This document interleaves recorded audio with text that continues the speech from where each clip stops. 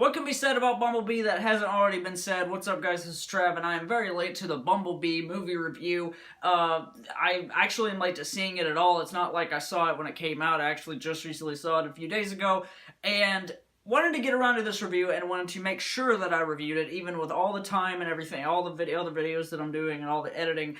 There's only so much time in the day, guys, and I know a lot of you creators out there that definitely understand, like, there's just sometimes you almost want to skip certain videos just because it's like, there's so much time. But I wanted to make sure I found time for Bumblebee because I very greatly enjoyed this movie.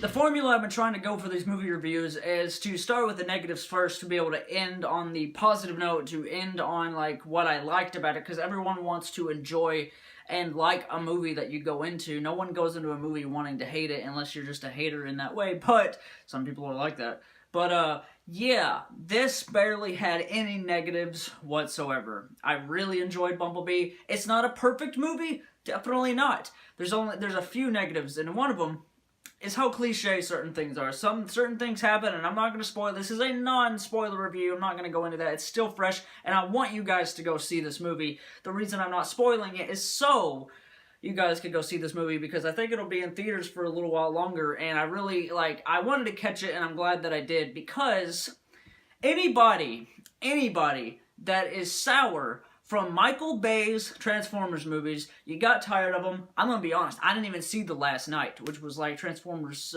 5? Yeah, that was Transformers 5. I saw Age of Extinction, did not care to go see 5 just because it got so stale, and Michael Bay is just like, he kept hanging on so tight to Transformers, like, I must direct all of them. But luckily, a guy by the name of Travis Knight came in to do Bumblebee. And let me get back to my negative. My negative is the cliche moments. There's some few moments, just very few, where it's like predictable. But it's really hard to direct and do a movie without that happening. It just is. It's almost impossible to have at least some predictable moments. The one negative that everyone else is talking about, and the one that I don't understand, is John Cena being cast in this movie.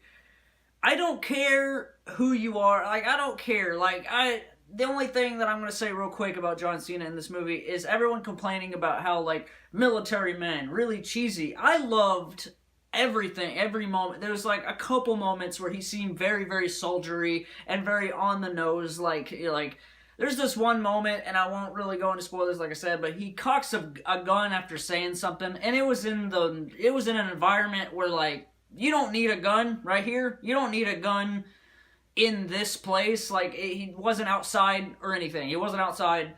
He just cocked a gun because it seemed cool. That was the only moment that I didn't like. Everything else John Cena was in was amazing. It was something different. We needed some kind of a soldiery villain, just something, because, it's Transformers. You gotta have the military being this force of okay, we want to take these things down, what's the deal? The lady in the movie, I forgot her name off the top of my head, but I'll put it on the screen. She is amazing. I haven't seen her in anything else, but she could freaking act. And there was so many scenes where it's like when she first meets Bumblebee, the way she portrayed the shock was really well done. I was expecting almost a thing where, it's you're just looking at a, you know what I mean? Kind of like what the Star Wars prequels had, where it didn't seem very shocking, these actors looking at a green screen and they're not very surprised about anything. She actually acted surprised. She actually did really good. And everybody else is pretty much stellar. You really feel like this is the 80s. This is the 80s. You're living in the 80s. What she wore, her rock and roll shirts, her freaking 80s music. Oh, the soundtrack. The soundtrack. They kind of have a cliche about throwing a pop song at the end of the movie instead of playing an actual good 80s rock song. They were like, hey, let's just play some kind of pop song. But that's back to another negative. But after that, definitely no more negative. They made Bumblebee awesome. Bumblebee is better than he's ever been as a character in one of these movies. I love just stuff that I can't spoil. I can't talk about it. It's just there's too much. But I also don't want to do a spoilers review because there's just, like, I don't have the time. But this movie, like, they made Bumblebee cute, for one. Like, Bumblebee is so freaking adorable. Like, like, the way he, like, this, everything. Like, whoever was in charge of the way Bumblebee looked, you know, in the CGI and everything, his, like, whenever he's, like, sad, you know, like, or, like, cowering, it's just, like, the most adorable thing. Like, and you wouldn't think a big robot like this could actually be made cute like that, and they made Bumblebee so freaking adorable, and an amazing, one of the main characters, Bumblebee. Like, he's the title character. Obviously, Transformers is about Autobots versus Decepticons. They made the Decepticons really awesome in this. They've been awesome in the older movies too, but the Decepticons really, like, they really honed in on that these guys are a threat. They really, there's a sequence at the beginning that obviously I won't spoil, but they really go into, like, the war against the Autobots and Decepticons, and, like, it really feels threatening. They actually look kind of pretty scary, like, just the idea, like, the Autobots are just trying to survive, and you really feel that. There was a weight through the whole movie that I've never felt in any of the other Transformers movies. Not really. Maybe the first one is the one that did that correctly, but there was a weight of, like, the Decepticons could easily destroy Earth. Like, they could easily just, like, it's an alien race, like, and, you know, a very high-tech alien race. They could easily wipe out Earth, and, like, you know, there's a real threat that I haven't felt in a movie like this in a long time, where it's truly the good guys with, like, an army, and the bad guys also have an army, and it, like, feels really heavy. One thing they were able to do that the original Michael Bay movies did not do, and what I'm excited about with maybe a new, like, Bumblebee trilogy, or aka new Transformers trilogy, is there to be just a story taking place.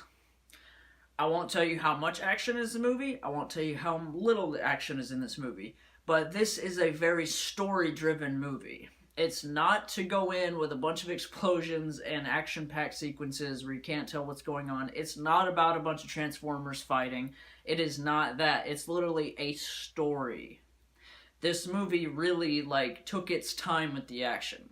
It really, really did.